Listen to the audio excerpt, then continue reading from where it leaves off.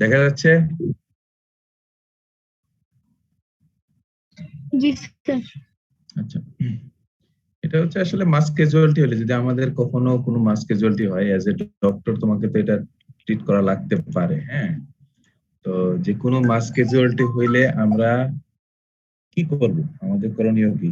Age a orthopedician, as a doctor, বা তুমি যেই ডিসিপ্লিনারি হও না কেন, হ্যাঁ, সেটা সম্বন্ধে আমরা একটা প্রোটোকল ফলো করি। এটার একটা ইতিহাস আছে।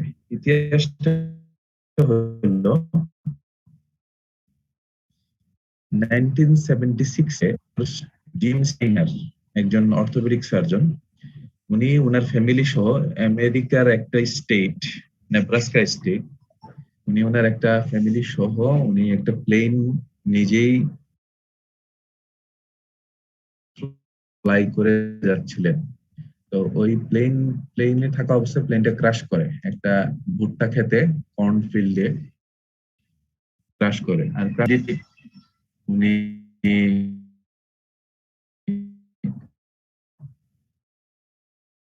ওনার ডেথ হয়। আর সন্তান ছিলেন, 3 of his out of 4 ওনারা উম, উম, ওরা হচ্ছে সিভিয়ারলি ইনজুর্ড এন্ড ওয়ান হচ্ছে তোমার মাইন্ড ইনজুরি। 1976 এ, তো 1976 এ প্লেন ক্রাশ হওয়ার পরে উনি উনি যে উনাকে তো ইমিডিয়েটলি ওদের তো আমাদের যেখানে এখন 999 আছে, ওদের প্রাইমারি কেয়ার প্রোভাইডাররা দেখলেন যে এই প্রাইমারি কেয়ারটা ইনঅ্যাডিকুয়েট।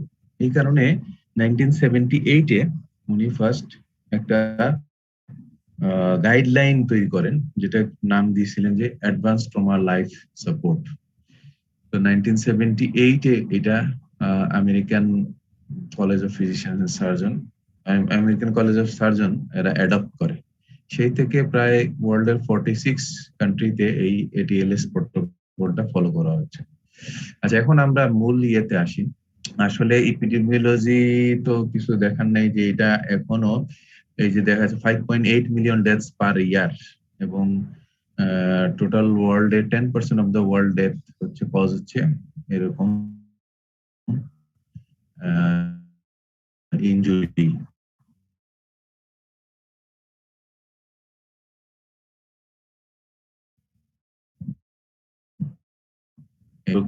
এটা হচ্ছে আমরা বলি trimodal distribution of death, trauma deaths. একটা যেমন মাস ক্যাজুয়ালিটি হলো, এই যেমন আমাদের রানা প্লাজা হয়েছিল, আমাদের আরো যেগুলো মাস ক্যাজুয়ালিটি হয়েছিল। তো এই যে এইটার মধ্যে আমাদের গোল্ডেন আওয়ার একটা শব্দ আছে, ফার্স্ট 2 to 3 আওয়ার। এই সময়টা হচ্ছে খুবই গুরুত্বপূর্ণ, কারণ এই এই সময়ের ভিতরে দেখো ইমিডিয়েটলি 50% ডেথ অকার্স। কেন? যে সিভিয়ার ট্রমার কারণে হয়তো কার্ডিয়াক কোনো কমপ্লিকেশন, অথবা ব্রেন ড্যামেজ, অথবা ভাইটাল অর্গান ড্যামেজের কারণে ইমিডিয়েটলি 50% পেশেন্ট মে ডাই। উইদিন আওয়ার্স 30%, আরো 30% ডেথ অকার হয়। তো আমাদের ফার্স্ট আওয়ারে কি হচ্ছে 80%, 50% এন্ড 30%।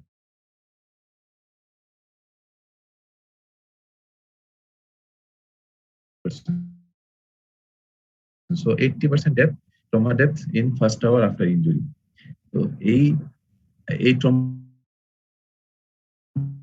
সিস্টেমে আমাদের কি কি থাকবে? লেভেল 1 থাকবে হাইয়েস্ট লেভেল, মানে আমাদের টার্সিয়ারি লেভেলের যে হসপিটাল গুলো। লেভেল 2 তে থাকবে provides definitive care in wide range of complex traumatic patient. Level 3 provides initial stabilization and treatment, may care for uncomplicated trauma patients. Level 4 হচ্ছে ফিল্ড লেভেল কেয়ার। কিভাবে কিভাবে ইনজুরি হতে পারে? Mechanism of injury: frontal impact collision, মানে সামনাসামনি যদি collision হয়; lateral impact collision; rear impact collision; roll over mechanism, open vehicle or motorcycle; আর হচ্ছে pedestrian versus car penetrating injury. আচ্ছা, basics of trauma assessment. Preparation কি, টিম অ্যাসেম্বলি হবে, equipment check, triage হবে, sort patients by level of acuity, primary survey designed to identify injuries that are immediately life-threatening and to treat them as they are identified. Resuscitation. Secondary survey, monitoring, evaluation, secondary adjuncts and transfer of the definitive care. আচ্ছা, এখানে ওগুলা তো আসলে গদবাধা কথা। এখানে আমাদের management টিমে কারা কারা থাকবে? একজন টিম লিডার থাকবেন, অ্যাসিস্ট্যান্ট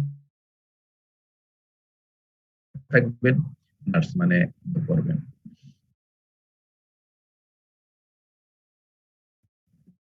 আচ্ছা, গাইডলাইন ফলো করুন।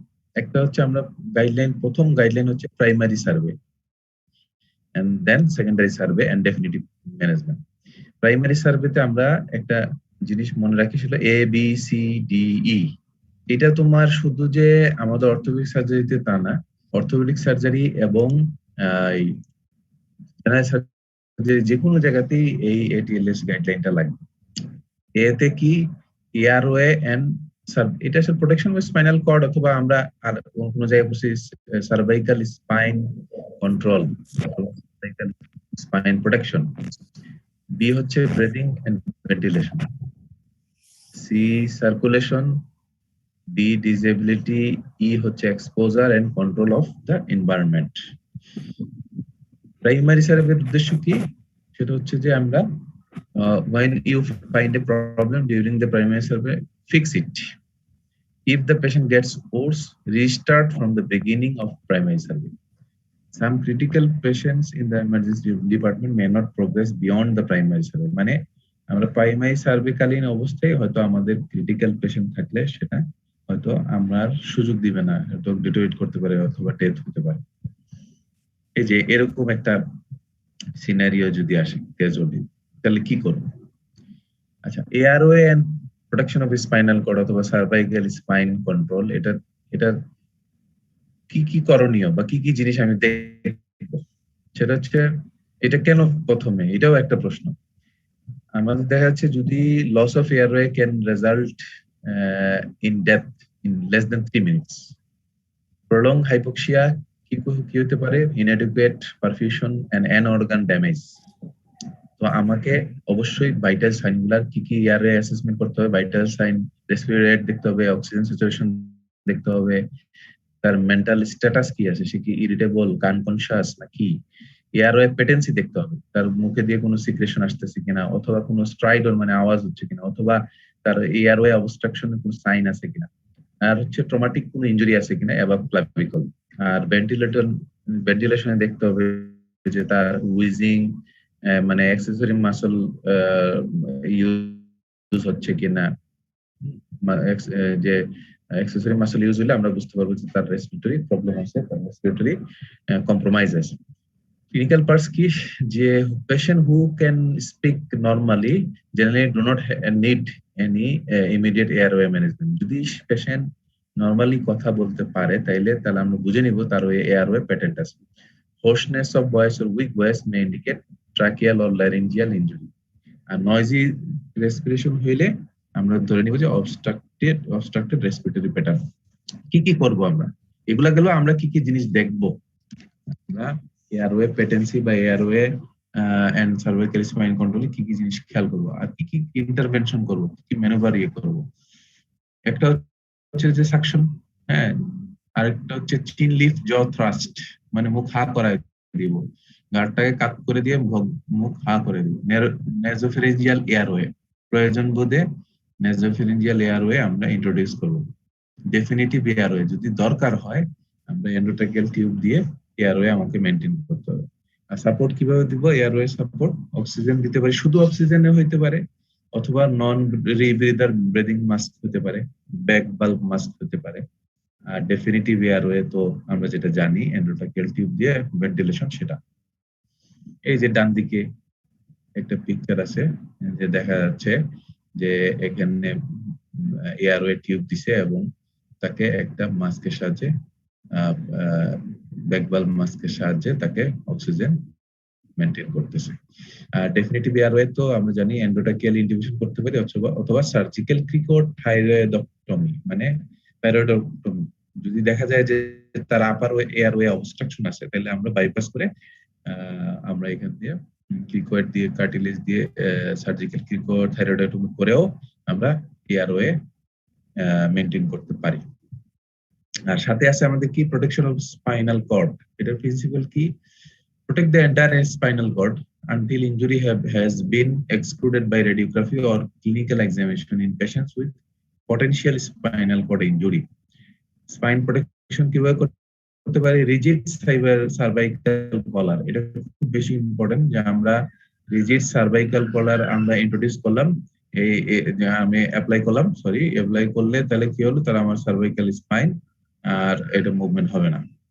Long rigid spinal board or immobilization on flat surface such as stretcher এটা ইউজ করব। আর ক্লিনিক্যাল পার্ট কি? Treatment before diagnosis. ট্রিটমেন্টটা একটাই, সেটা হচ্ছে immobilisation. Return head to neutral position, do not apply traction. Diagnosis of spinal cord injury should not precede resuscitation. Motor vehicle crashes and falls are most commonly associated with spinal cord injuries. Main focus is prevention of further injury. আমাদের এই spinal cord protection of spinal কর্ডের উদ্দেশ্যই হলো যে আমি যে initial trauma অথবা initial যে অ্যাক্সিডেন্টের কারণে যে ট্রমা হয়েছে সেটার জন্য আর ফার্দার কোনো ইনজুরি না হয়। এটা হচ্ছে সার্ভাইকাল স্পাইন কন্ট্রোলে এই যে আমরা কিভাবে করতে পারি। এই যে সার্ভাইকাল কলার এখানে এই যে দেওয়া আছে সার্ভাইকাল কলার। আরেকটা হতে পারে আমাদের কাছে সার্ভাইকাল কলার নাই, তাহলে কি করব?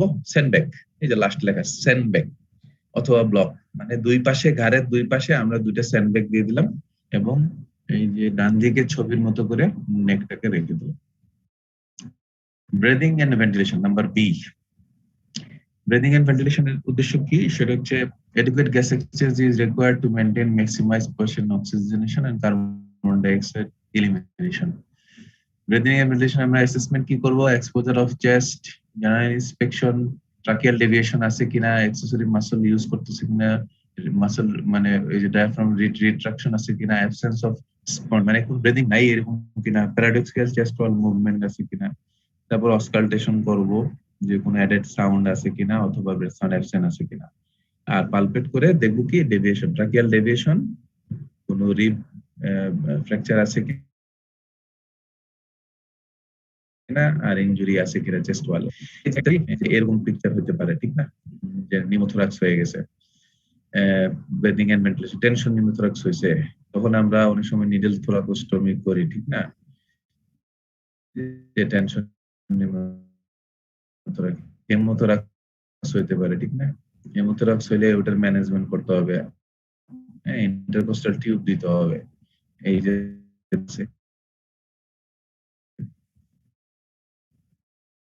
এটা কি হইতে পারে যে ফ্লায়াল টিপস ডাইরেক্ট দিলে টু অর মোর যদি ফ্র্যাকচার হয় সাথে পালমোনারি কন্ডিশন হয় তাহলে প্যারাডক্সিক্যাল চেস্ট ওয়াল মুভমেন্ট হয়, তাহলে তখন এটার জন্য আমাকে ম্যানেজমেন্ট করতে হবে। এটা যদি ওপেন নিউমোথোরাক্স হয়, সেটা তাহলে তার ম্যানেজমেন্ট করতে হবে। আচ্ছা তাহলে ব্রিদিং।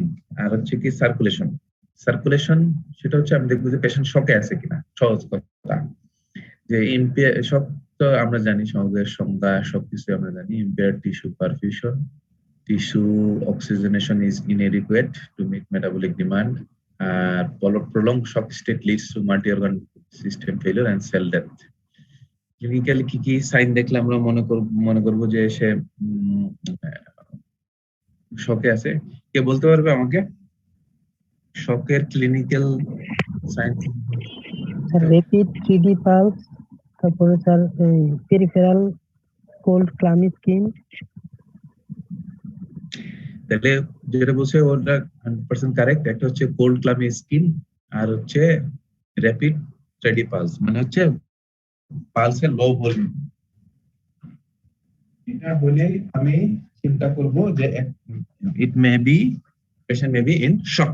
তাহলে শকের ম্যানেজমেন্ট হলে আমাকে শক যদি থাকে তাহলে শকের ম্যানেজমেন্ট করতে হবে অ্যাকর্ডিং টু কজ। সেটা কি হাইপোভলিউমিক শক নাকি কি শক, মানে সেপটিক শক, যেটা যেটা হয় আর কি। আমাদের এখানে তো আর হাইপোভলিউমিক শক হওয়ার সম্ভাবনা খুব বেশি, ঠিক আছে। তাহলে এই যে শকের ম্যানেজমেন্ট আমরা করব, সার্কুলেশন ইমার্জেন্সি, তখন আমরা কি করব, আমি ডাইরেক্ট ট্রিটমেন্টে চলে গেলাম যে টু লার্জ আইভি লাইন, মানে আমি আইভি লাইন করব দুইটা হোয়াইট বোর ক্যানুলা দিয়ে। কত সাইজের হোয়াইট বোর ক্যানুলা বলতে পারবে কেউ? 22 গজ। না না না, 22 না, 22G না, 16 আসলে পাওয়া যায় না, 18G আমরা যেটা ইউজ করি, সবুজ রঙের ক্যানুলা, তোমরা দেখছো সব সময়। যে কোনো ইমার্জেন্সি কেসে আমরা সাধারণত 18G আমাদের দেশে ইউজ করি, দুইটা ক্যানুলা ইউজ করি দুই হাতে অথবা যে কোনো দুই জায়গায়, সেটাতে দুইটা দিয়েই আমরা চেষ্টা করি। ধরো একটাতে ব্লাড দিলাম আর একটাতে ক্রিস্টালয়েড ফ্লুইড দিলাম, হার্টমেট সলিউশন দিলাম, ঠিক আছে। আর হচ্ছে কার্ডিয়াক মনিটর লাগাবো, ব্লাড প্রেশার মনিটরিং করব।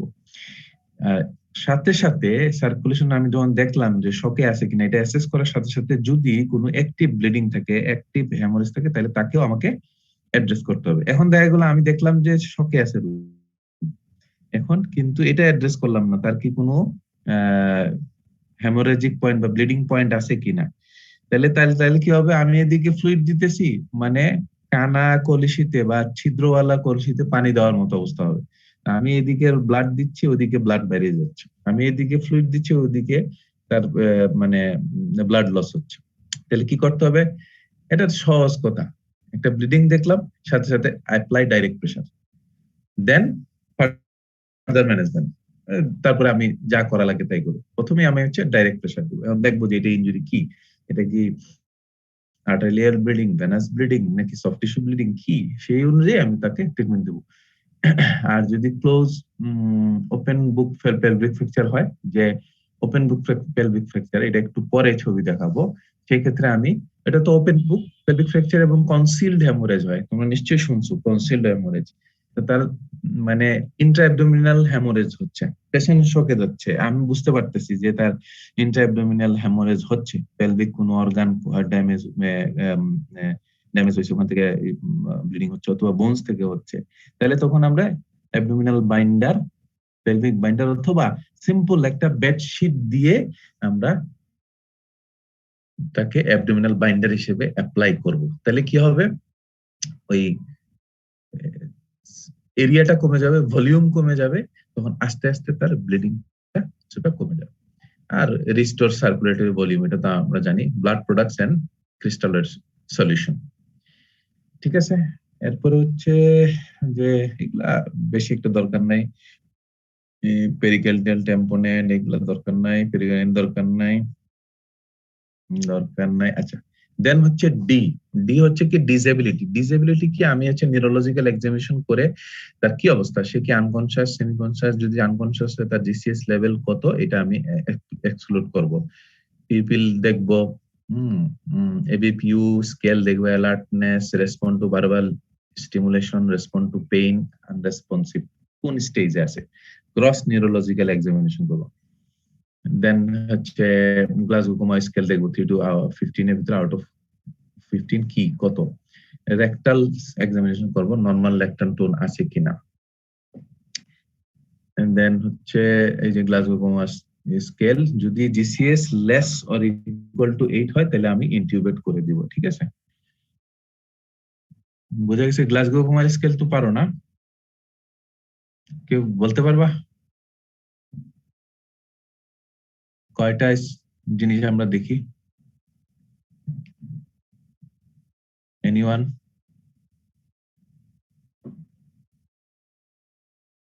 গ্লাসগো কোমা স্কেল বলো। এটা sir eye movement, eye opening, হ্যাঁ, আর একটা আচ্ছা, eye movement, best motor response and verbal response. দেখে নি গ্লাসগো কোমা স্কেল, এটা হচ্ছে ওয়ার্ল্ড ওয়াইড একটা accepted grading score for unconscious or বা এই ধরনের যদি একিউট কনফিউশনাল স্টেটে থাকে কোন রোগী, তাহলে তাকে তার কোন স্টেজে আছে সেটা দেখার জন্য। আই কি, আমি তাকে ডাকলাম, ধরো তার নাম আব্দুল করিম বা হাসান বা যেটা, আপনি চোখ খুলেন, চোখ খুললো, তাহলে কত হইলো? নাম্বার 4, মানে পয়েন্ট হচ্ছে 4। সরি, এটা ভুল বলছি, মানে সে নিজে নিজে চোখ খুলতেছে, তাহলে হচ্ছে 4, মানে আমি তাকে বলা লাগতেছে না।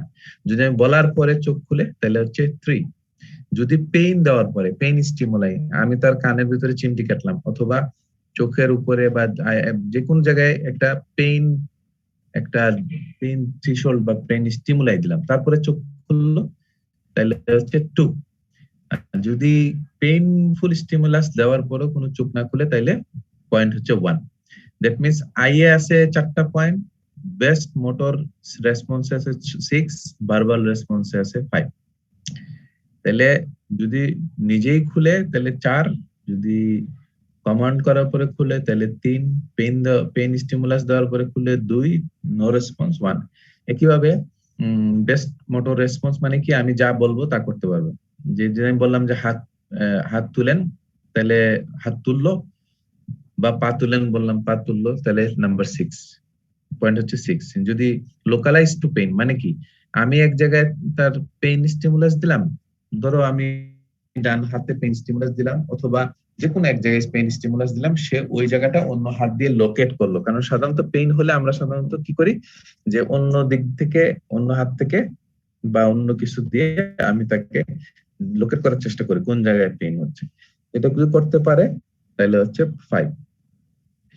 উইথড্রস ফ্রম পেইন মানে আমি, সে লোকেট করতে পারতেছে না, কিন্তু আমি যে পেইনফুল স্টিমুলাস দিছি, ধরলাম ডান হাতে দিছি, সে ডান হাতটা সরাই নিতেছে, তাহলে সেটা হচ্ছে তার উইথড্রস ফ্রম পেইন। এটা হচ্ছে point 4।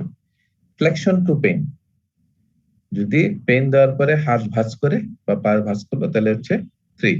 Extension to the pain, যদি পেইন দেওয়ার পরে যদি এক্সটেন্ড করে, তাহলে হচ্ছে 2, আর নো রেসপন্স 1।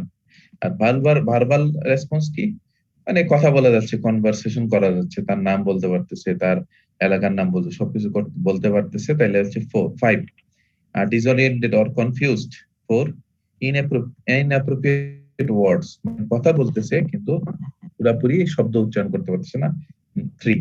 ইনকম্প্রিহেন্সিভ ওয়ার্ডস, মানে সে ওয়ার্ড গুলাকে, ইনঅ্যাপ্রোপ্রিয়েট হচ্ছে যে কি কোন শব্দটা চুজ করবে এটা বুঝতেছে না। আর ইনকম্প্রিহেন্সিভ মানে ইনকম্প্রিহেন্সিভ ওয়ার্ড যদি চুজ করে তাহলে হচ্ছে 2। আর যদি কোনো রেসপন্স না থাকে, নো রেসপন্স, তাহলে হচ্ছে 1।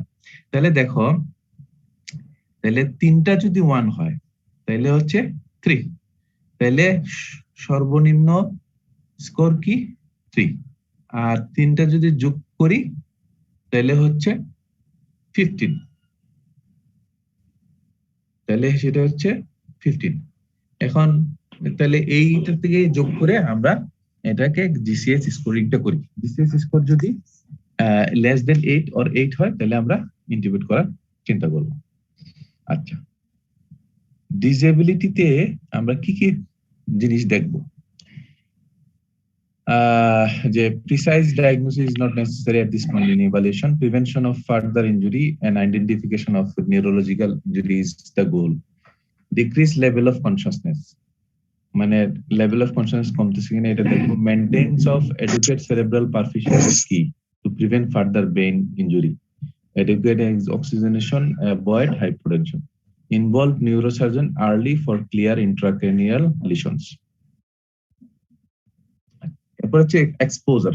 এক্সপোজার মানে হচ্ছে তার ক্লদিংস এবং ক্লদিংস এক্সপোজ করবে, তাকে এক্সপোজ করবো কি জন্য, ফার্দার কোনো ইনজুরি আছে কিনা। এই যে দেখো একটা রোগী, তাকে আমরা প্রাইমারি সার্ভে করলাম, এখন তার চেস্ট ওয়াল তো সব ফ্রন্ট সাইড আমি দেখতেছি, আমার যা কন্টিউশন আছে, লেসারেশন আছে আমি দেখলাম, কিন্তু এই রোগীকে যদি প্রপারলি এক্সপোজ না করি তাহলে আমি কিন্তু আরো ইনজুরি গুলা দেখতে পারবো না। হ্যাঁ, যেমন দেখো এটাকে তাকে আমি মানে এক সাইডে করলাম, তাই দেখা যাচ্ছে এখানে তার ব্যাকে ব্যাকে কতগুলা ইনজুরি আছে, ল্যাসারেটেড উন্ড আছে। এটা খুব ইম্পর্টেন্ট। ট্রমা লগ রোল, কিভাবে একটা পেশেন্টকে আমরা ইনজুরি যে সাইট অফ ইনজুরি থেকে প্রাইমারি কেয়ার দিয়ে তাকে আমি ডেফিনিটিভ কেয়ারের জন্য একটা নিয়ারেস্ট হসপিটালে পাঠাবো বা ফ্যাসিলিটিতে পাঠাবো। যদি একজন মানুষ থাকে তাহলে শুধু সার্ভাইকাল স্পাইনটাকে আমি ধরে রাখবো, যে আমার আর কোনো মানুষ নেই। দুইজন মানুষ থাকে রোল মেইন বডি, সেকেন্ড আরেকজন মানুষ থাকে যদি, তাহলে যদি আরেকজন মানুষ থাকে তাহলে একজন সার্ভাইকাল স্পাইনে আরেকজন মেইন বডিতে। হ্যাঁ, ঠিক আছে। তাহলে আর আরেকজন মানুষ যদি আমি আরেকজন মানুষ পাই তাহলে সে inspect the back and palpate the spine.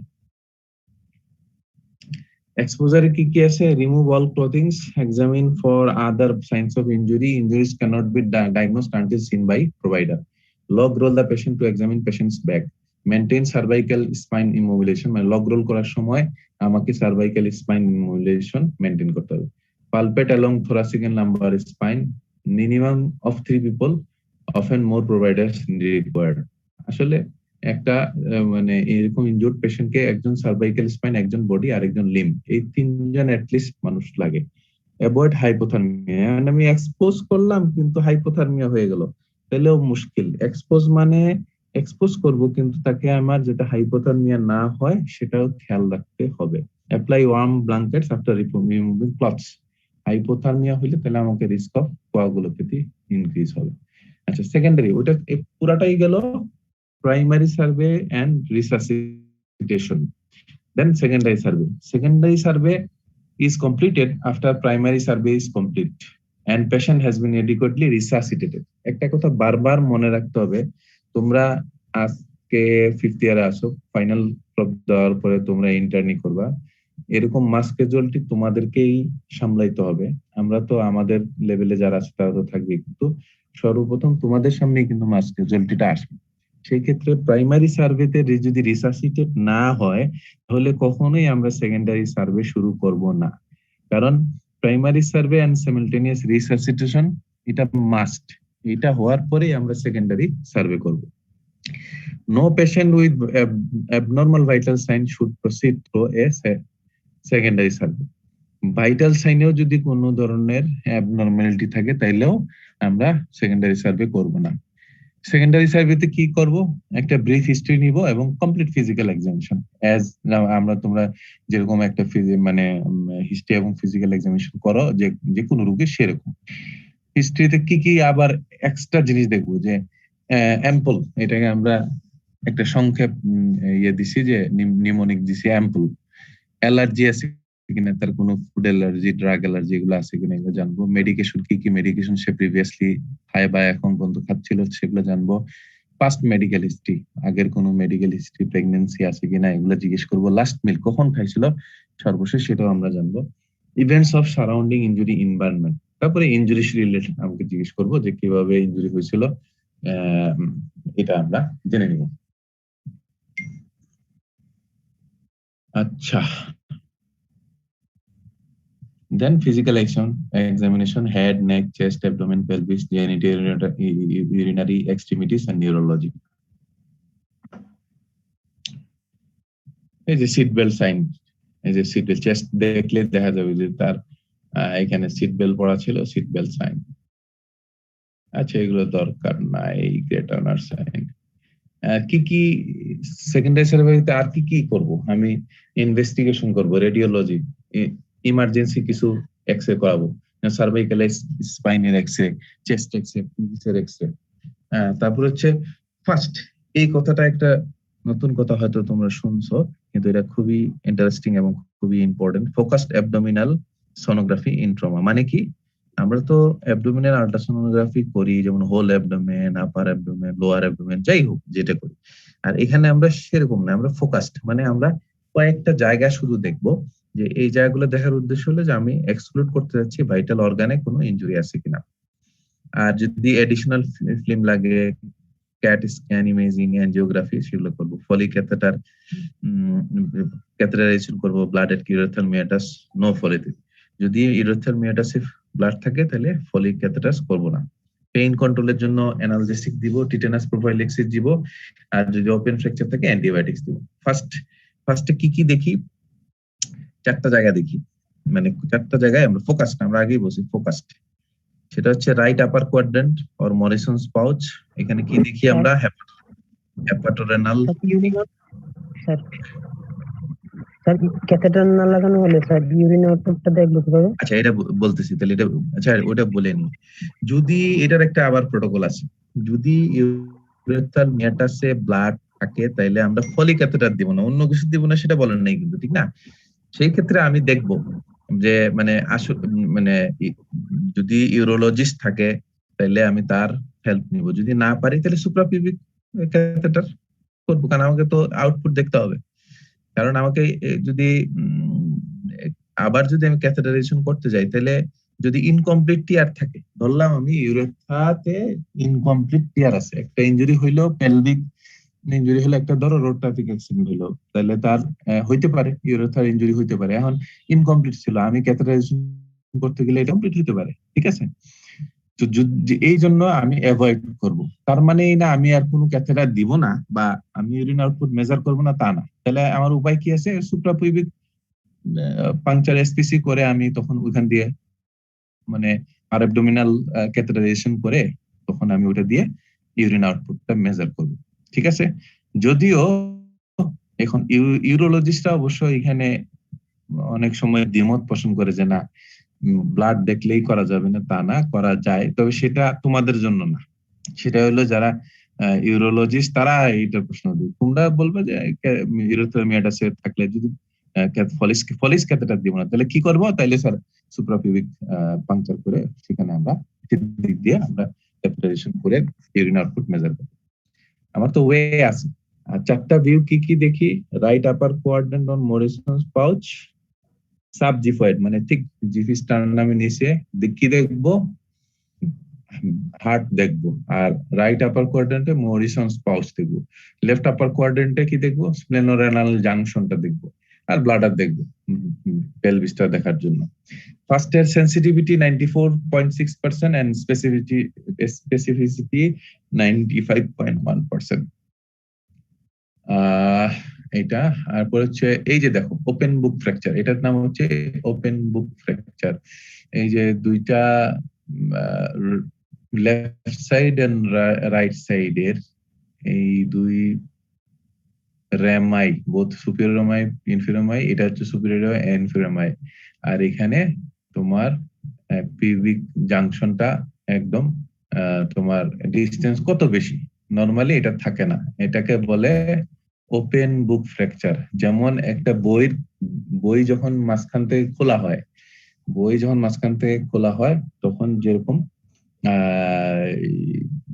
দেখা যায় যে বইয়ের পাতা খোলা হয়েছে, এরকম পিউবিক সিম্পাইসিসও মনে হচ্ছে খোলা হয়ে গেছে। তো এই ক্ষেত্রে কিন্তু অনেক বেশি চান্স থাকে যে ব্লাডার বা অন্য পেলভিক অর্গানের ইনজুরির। ডিস্টাল ফিউমার এগুলো এমনি দেখাইছে, এই দেখো তোমার epidural haematoma, subdural haematoma, screen rupture, এটা তো আর এক্সরেতে এইভাবে ভালো বোঝার কথা না। ওয়াইডিং অফ দ্য মেডিসিনাম অনেক কারণে হইতে পারে, এওরটিক ইনজুরি। দেন ওই যে সেকেন্ডারি সার্ভে এন্ড সাথে ফলোড বাই ডেফিনিটিভ কেয়ার। আমরা এগুলা সমস্ত কিছু সবকিছু সেকেন্ডারি সার্ভের পরে আমি চিন্তা করব, তার ধরো এখানে ফ্র্যাকচার হয়েছে, ওপেন বুক ফ্র্যাকচার, তাহলে আমি অর্থোপেডিক্সে পাঠাবো, ডিস্টাল ফিউমার ফ্র্যাকচার অর্থোপেডিক্সে পাঠাবো। যদি দেখলাম যে না এপিডুরাল হেমাটোমা নিউরোসার্জারিতে পাঠাবো, সাবডুরাল হেমাটোমা নিউরোসার্জারিতে পাঠাবো, এরকম যেই ডিপার্টমেন্টে পাঠানোর দরকার সেখানে পাঠাবো। যদি আইসিইউ পাঠাইতে হয় আইসিইউ তে পাঠাবো, অপারেশন রুমে পাঠাইতে হয় তাহলে অপারেশনের রুমে পাঠাবো। বুঝা গেছে? তাহলে এখন আমাকে কি একটু জিস বলা যাবে যে আমরা কি কি জিনিস মানে একটা এই যে মাস ক্যাজুয়ালিটি হইলে আমরা কি কি করব, একদম জিস বলা যাবে?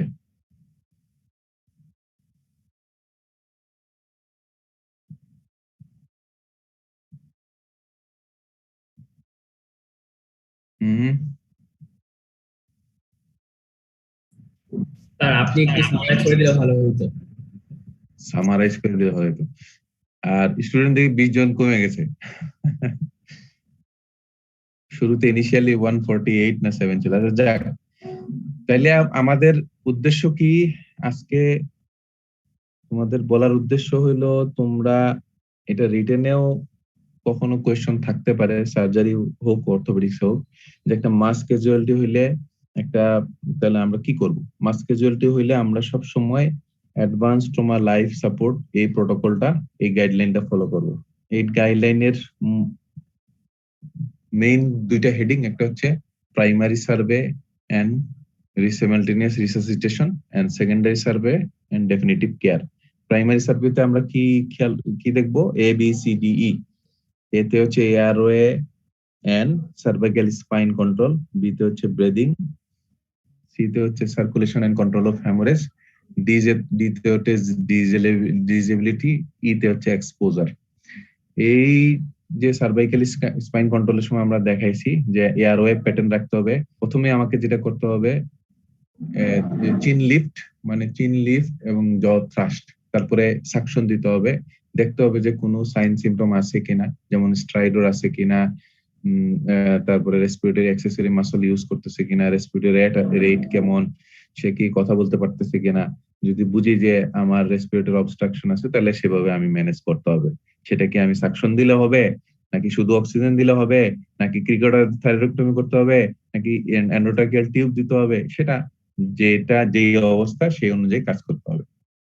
আর সার্ভাইকাল স্পাইনের জন্য একটা হচ্ছে হার্ড সার্ভাইকাল কলার ইউজ করতে হবে। যদি তা না থাকে, বেশিরভাগ সময় থাকে না, আমাদের দেশে তো কল্পনাও করা যায় না, তাহলে দুই পাশে দুইটা স্যান্ড ব্যাগ অথবা দুই পাশে দুইটা ব্যাগ বা কোনো একটা কিছু দিয়া সার্ভাইকাল স্পাইনকে স্টেবল পজিশনে রাখতে হবে during after injury and during transportation to nearest facilities. তারপর হচ্ছে যে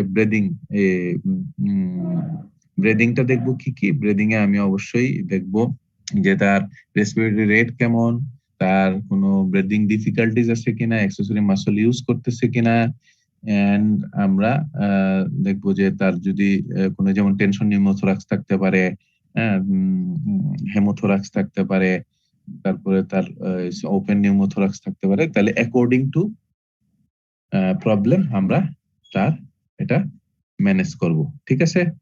দেন হচ্ছে আমার কি সার্কুলেশন। ঠিক আছে, circulation and control of shock, control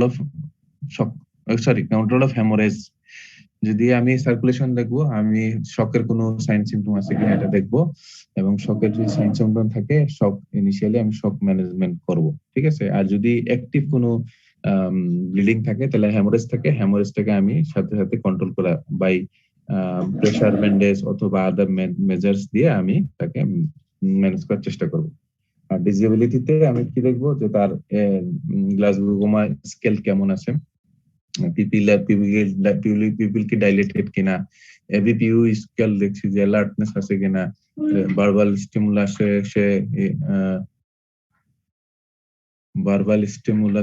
সে ইয়ে করতেছে কিনা, নিউরোলজিক্যাল এক্সামিনেশনের মধ্যে আমি জিসিএস স্কেল দেখবো। ঠিক আছে? তারপরে জিসিএস স্কেল সম্বন্ধে আমরা কথা বলছি। আর হচ্ছে আমাদের এক্সপোজার করব এন্ড সেকেন্ডারি সার্ভে ততক্ষণ পর্যন্ত করবো না যতক্ষণ না পেশেন্ট প্রাইমারি সার্ভে এবং রিসাসিটেশন না হয়েছে। রিসাসিটেশন হইলে একমাত্র আমরা সেকেন্ডারি সার্ভেতে যাব। বুঝতে পারছেন? রিসাসিটেশন যদি না হয়, তাহলে আমরা সেকেন্ডারি সার্ভেতে আমরা যাব না, প্রসিড করব না। এই আর হচ্ছে ডেফিনিটিভ কেয়ার। তারপরে আমরা দেখবো যে তার কি অর্থোপেডিক্সের প্রবলেম, তাহলে আমরা অর্থোপেডিক্সে আমরা রেফার করবো। যদি দেখি যে না, তাকে neurosurgery, subdural haematoma, extradural haematoma হয়, তাহলে নিউরোসার্জারি। আর যদি দেখি যে না, তাকে আমাকে আইসিইউ তে পাঠানো লাগবে, তাহলে আমি আইসিইউ তে পাঠাবো অথবা নিয়ারেস্ট সেন্টারে পাঠাবো। ঠিক আছে? সো 12টা থেকেও আমাকে ক্লাস নিতে হবে, তো আমরা মনে হয় একটু 10-15 মিনিটের একটা ব্রেক নেই। ঠিক আছে? জি স্যার। Okay, thank you.